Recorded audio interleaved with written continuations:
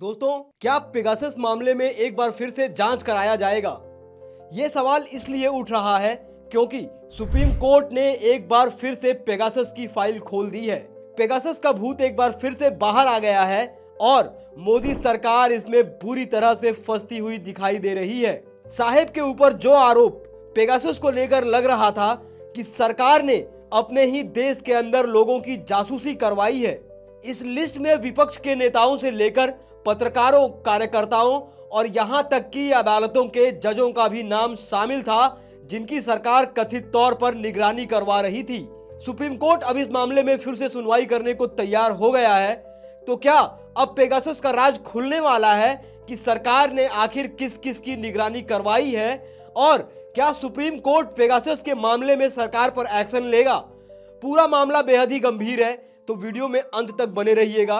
पर वीडियो में आगे बढ़ने से पहले अगर आप चैनल पर पहली बार आए हैं तो चैनल को अभी सब्सक्राइब करें और बेल आइकॉन दबा दें ताकि चैनल से जुड़ी तमाम जानकारी आपको मिलती रहे। बार एंड बेंच की खबर के मुताबिक सुप्रीम कोर्ट अब पेगासस मामले की सुनवाई करने को तैयार हो गया है। सुप्रीम कोर्ट ने शुक्रवार को कहा कि पत्रकारों, न्यायाधीशों, कार्यकर्ताओं और अन्य लोगों की जासूसी करने के लिए भारत सरकार द्वारा पेगासस स्पाईवेयर के कथित इस्तेमाल से संबंधित मामले की सुनवाई इस साल अप्रैल में की जाएगी। सुप्रीम कोर्ट में कई याचिकाएं दायर की गई हैं, जिनमें इस आरोप के जांच की मांग की गई है कि भारत सरकार ने पेगासस सॉफ्टवेयर का इस्तेमाल लोगों के मोबाइल फोन जैसे इलेक्ट्रॉनिक उपकरणों को संक्रमित करके उनकी जासूसी करने के लिए किया था।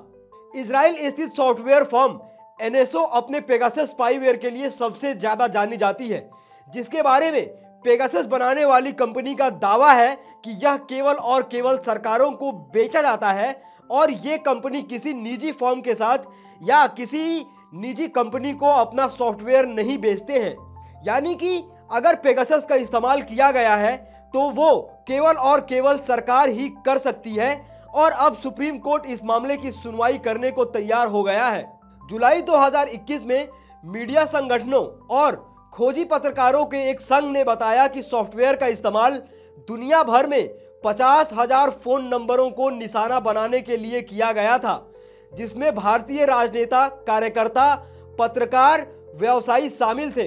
इस सूची में कांग्रेस नेता राहुल गांधी, राजनीतिक रणनीतिकार प्रशांत किशोर, पूर्व मुख्य चुनाव आयुक्त अशोक लवासा और केंद्रीय मंत्री प्रहलाद पटेल और अश्विनी वैष्णव जैसे प्रमुख नाम शामिल थे। ऐसा आरोप लग रहा था कि सरकार इन सभी पत्रकारों, न्यायाधीशों और विपक्ष के नेताओं की उनके फोन को संक्रमित करके उनके फोन पर निगरानी कर रही थी। अक्टूबर 2021 में एडवोकेट एमएल शर्मा की जनहित याचिका के जवाब में सुप्रीम कोर्ट ने इस मामले में हस्तक्षेप किया। इसने सरकार के इस तर्क को खारिज कर दिया कि राष्ट्रीय सुरक्षा चिंताओं के कारण स्वतंत्र जांच संभव नहीं है। अदालत ने इस बात पर जोर दिया कि राष्ट्रीय सुरक्षा का हवाला देकर निजता के उल्लंघन के आरोपों से मुक्त मार्ग नहीं पाया जा सकता है।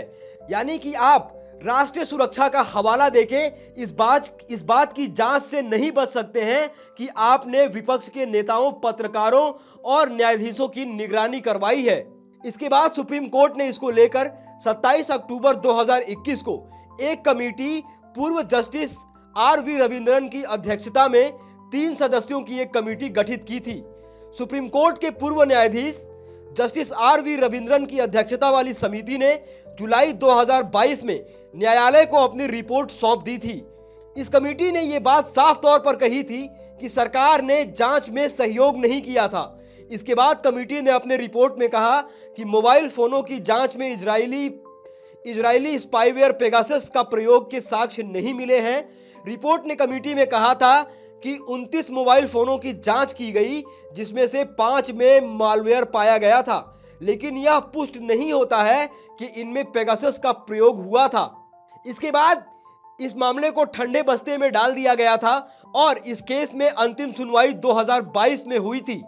पर अब जस्टिस सूर्यकांत और जस्टिस एन कोटेश्वर सिंह की बेंच इस मामले में सुनवाई करने के लिए तैयार हो गया है, जिसके बाद ये सवाल उठ रहा है कि क्या पेगासस को लेकर जितने भी राज थे उन पर से अब पर्दा उठने वाला है और ये बात अब सामने आने वाली है कि सरकार आखिर किसकी निगरानी करवा रही थी।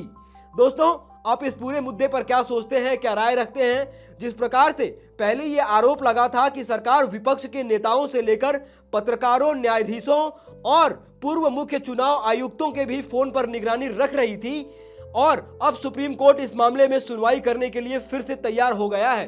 तो दोस्तों, क्या आप इस पूरे मामले पर क्या सोच रखते हैं, क्या राय रखते हैं? अपनी राय, टीका, टिप्पणी कमेंट बॉक्स में जरूर लिखें। बाकी ऐसी तमाम खबरों के लिए देखते रहिए देश नीति। धन्यवाद।